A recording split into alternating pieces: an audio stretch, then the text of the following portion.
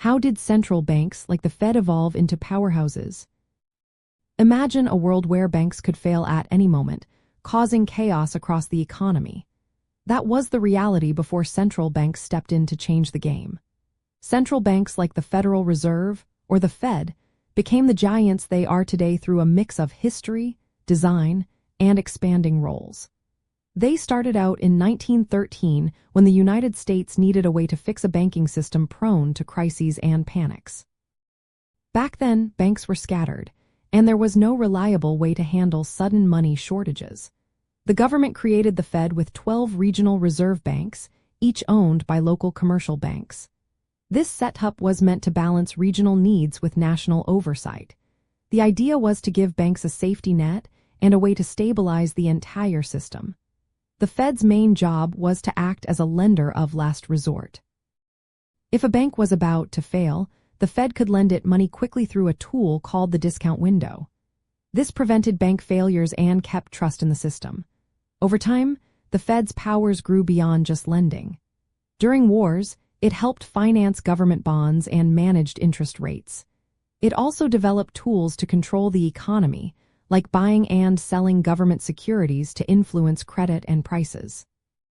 This process is called open market operations and became a key part of monetary policy. The creation of the Federal Open Market Committee made these decisions more organized and consistent. As the economy grew more complex, the Fed gained independence from political pressures, especially after the gold standard era ended in the early 1930s.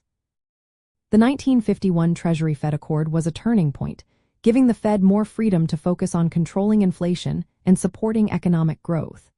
In recent decades, especially after the 2008 financial crisis, the Fed took on even bigger roles. It used massive amounts of liquidity, bought bonds through quantitative easing, and offered emergency loans to stabilize markets. These actions showed how central banks could act swiftly during tough times. From a capitalist point of view, the Fed's evolution shows how vital a central institution is for managing credit, liquidity, and economic cycles. It helps keep markets stable and supports long-term growth.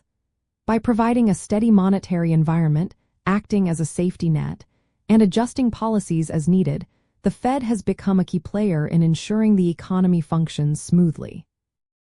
In short, the journey of the Federal Reserve from a small, regional bank system to a global financial powerhouse is all about adapting to changing needs and taking on new responsibilities to keep the economy stable and thriving.